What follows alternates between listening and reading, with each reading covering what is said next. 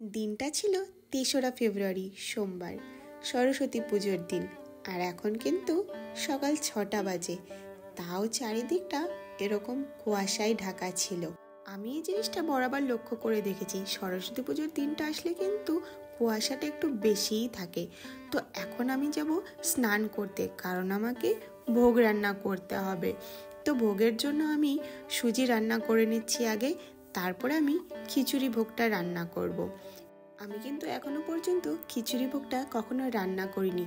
কিভাবে রান্না করব বুঝতে পারছিলাম না, তার জন্য আমি ইউটিউব থেকে একটু দেখে নিলাম, আইডিয়াটা করে নিলাম যে কিভাবে রান্না করতে হয়। সেই বুঝে আমি নিজের থেকে একটু চেষ্টা করলাম রান্না করার। ভোগের খিচুড়ি যেমনই হোক না কেন, খেতে কিন্তু দারুণ লাগে। আমি অবশ্য খিচুড়িটা অতটা পছন্দ করি না, কিন্তু ভোগের খিচুড়ি খেতে বেশ ভালো লাগে। খিচুড়ি ভোগটা তৈরি হয়ে গেছে, প্রথমবার করেছি কিন্তু বেশ ভালোই হয়েছিল। তারপর আমি লুচিটা ভেজে নিচ্ছি, এরপরে চলে গেলাম ঠাকুর ঘরে সবাই মিলে হাতে হাতে গুছিয়ে ফেলছি, কারণ ঠাকুর মশাই 9:30টার মধ্যে চলে আসবে।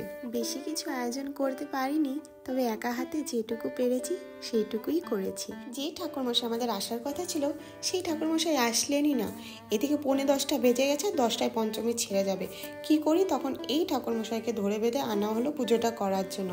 যেহেতু ছেলের হাতে খড়ি দেওয়ার ছিল, এবার টাইমের মধ্যে হাতে খড়িটা দিতে হবে, তখন কোনো মতে ঠাকুরমশাই ঘট বসিয়ে ওর হাতে খড়িটা টাইমের মধ্যে দিয়ে দিল।